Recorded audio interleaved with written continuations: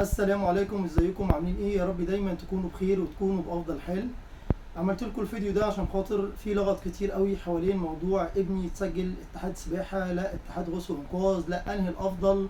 وبتبقى اسئله كتيره جدا على الجروبات. اولياء الامور بيسيبوا الكابتن بتاع الولد وبيروحوا للجروبات بتاعت الفيسبوك وكده، وبيفضل يسال، وبيكون 90% من الناس اللي بترد عليهم في الغالب مش كباتن، بيكون اولياء امور بيرد يا اما عن غير علم يا اما عن تجربه شخصيه خاصه بيه هو. طبعا مفيش شيء في الدنيا صح في المطلق ولا شيء في الدنيا غلط في المطلق. موضوع الاتحاد الغوص والانقاذ بيكون كويس للناس وبيكون فرصه بديله للناس، وبيكون غلط بالنسبه لاعمار سنيه معينه وبيكون فيه اضرار. طيب نعرف ازاي الموضوع ده، وازاي اقدر احدد او اقيم او احط معيار لابني اذا كان هو ينفع لده او لده او لده. مبدئيا اولا لازم أن يكون في حوار بينك وبين الكابتن بتاع ابنك ايا كان الكابتن، تسمع منه وتبدا تقارن الكلام اللي بيقوله بناء على الكلام اللي احنا هنقوله دلوقتي. لو انت ابنك مواليد 2015، احنا بنتكلم دلوقتي في 2023، لو السنه الجايه هتبدا بقى تزود سنه، يعني احنا دلوقتي هنبدا نقول احنا في 2023، لو ابنك 2016 ونبدا نكمل. لو انت بتتفرج على الفيديو في 2024 يبقى تبدا تحسب من اول 2017، لو في 2025 تبدا تزود سنه وتحسب من اول 2018. خلينا دلوقتي في 2023، لو انت ابنك 2016 او 2015 او 2014، الثلاث اعمار دول اللي هو لسه هيبدا ياخد اول ستار ليه، فاقول لك كمل معاه. يبقى هو كده يبدا يتسجل اتحاد سباحه، هيكون مناسب جدا ليه، قدامه لسه فرصه كويسه، لسه الاعمار دي ما بداتش اول بطوله رسميه ليها. طيب المده او الوقت اللي يقدر يخلص فيه استاراته قد ايه؟ اقصى حاجه 12 شهر صيف شتاء يبدا يخلص الاستارات بتاعته دي، اقصى مده يبدا ان هو يشتغل عليها، وبعد كده يبدا اول بطولات رسميه ليه. طيب لو انا ابني 2013، لو انت ابنك 2013 ولسه ما خدش ولا ستار ليه، دي بيرجع بقى لتقييم الكابتن. هل هو عايم حره وباك كويس؟ هل هو مؤهل ان هو ياخد على الاقل ستار 1 و 2؟ لو هو 2013 وهياخد 1 و 2 لسه قدامه لسه فرصه. لو هو 2013 وما خدش ولا ستار قبل كده، لا الفرصه بالنسبه له متاخره.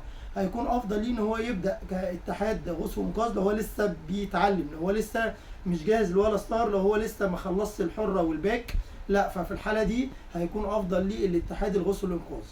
يعني نقدر نقول ان 2013 هي السنه الفيصل بين الاثنين، يعني 2013 بين ان هو يلحق ان هو يكمل كاتحاد سباحه او ما يلحقش. طب نقدر نقيم بناء على ايه؟ بناء على كلام الكابتن بتاع ابنك، هو اللي يقدر يقول لك اذا كان الولد ده مؤهل ان هو يقدر يكمل كاتحاد سباحه او يروح للطريق الثاني، الفرصه البديله اللي هي اتحاد غوص وانقاذ.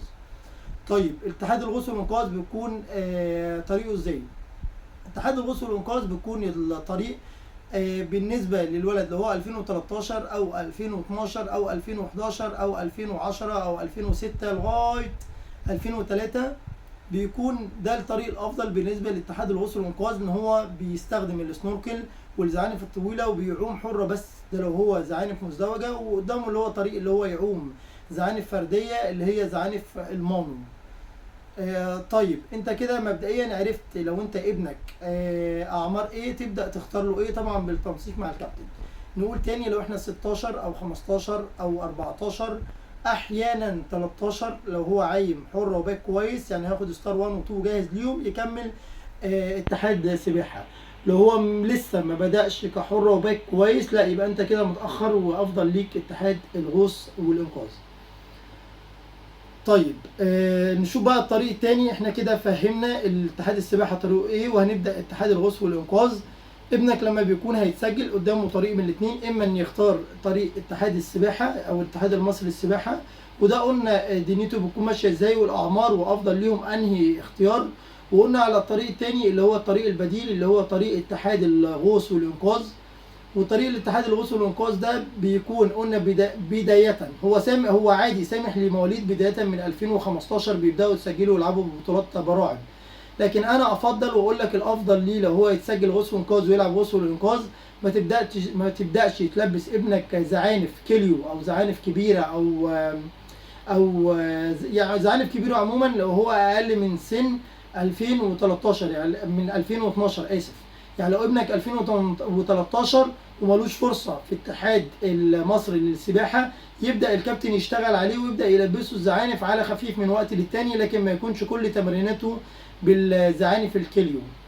طيب لكن لو هو ابنك 2018 والقوه الجسمانيه بتاعته كويسه والقوه الجسمانيه بتاعته تسمح، ابدا لبسه زعانف كيلو. يعني معنى كده 2012 2011 2010 لحد ما ننزل لغايه 2003 يلبس زعانف كيلو مفيش مشكله عليه.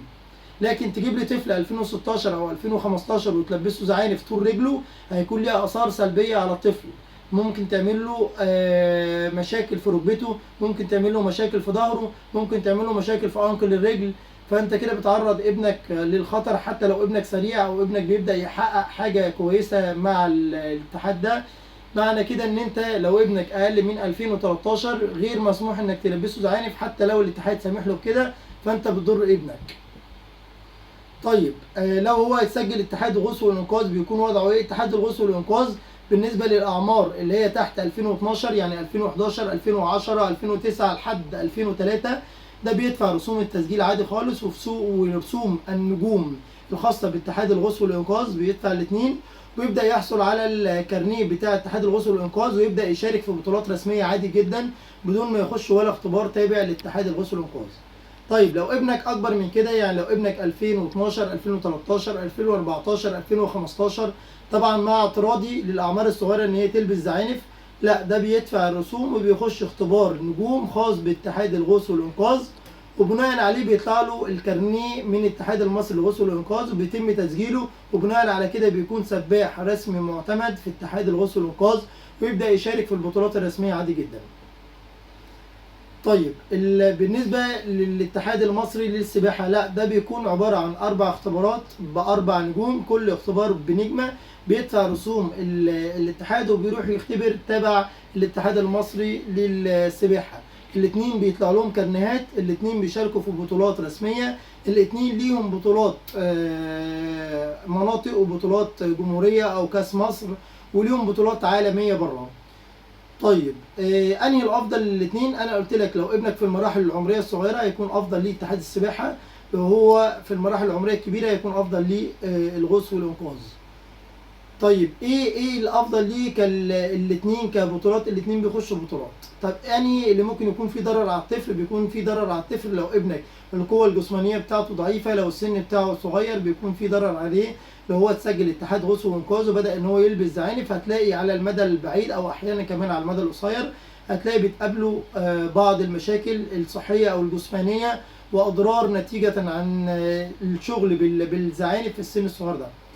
طيب يعني الخص لك الموضوع، لو ابنك 2016 او 15 او 17 او 14 لحد 2013، دي العتبه الفارقه في 2023، ده اللي ممكن تبدا يقيم على حسب الكابتن يسجل هنا او هنا.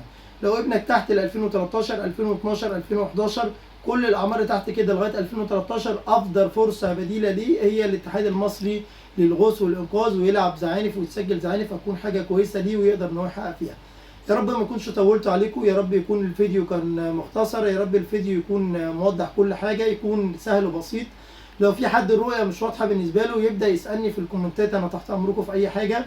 هبدا اعمل لكم ان شاء الله فيديو تاني في خلال الفتره اللي جايه اتكلم فيه عن تفصيل اكتر عن اختبار الغوص والانقاذ، الاختبار بتاع الاتحاد المصري للسباحه، الفرق بين النجوم بتاع ده والنجوم بتاع ده، طريقه كل اختبار، المده الزمنيه اللي بيحتاجها عشان يوصل يكون مؤهل للاختبار ده. ان شاء الله في خلال الفيديوهات جايه هبدا اكلمكم عن تفاصيل اكتر خاصه بالموضوع. لو عندك اي موضوع تاني عايز تستفسر عنه في حاجه، عايز تاخد معلومه عن حاجه، في حاجه مبهمه بالنسبه لك كولي امر عايز تفهمها، اسالني في الكومنتات وانا تحت امرك ان شاء الله. هحاول في خلال الفتره الجايه ابدا اعمل لكم فيديو من وقت للتاني تقدر تستفيد بيه وتقدر تعرف بيه معلومات اكتر. يا رب دايما تكونوا بخير وتكونوا بافضل حال، يا رب تشوفوا اولادكم افضل حاجه ممكن تتمنوها ليهم. شكرا.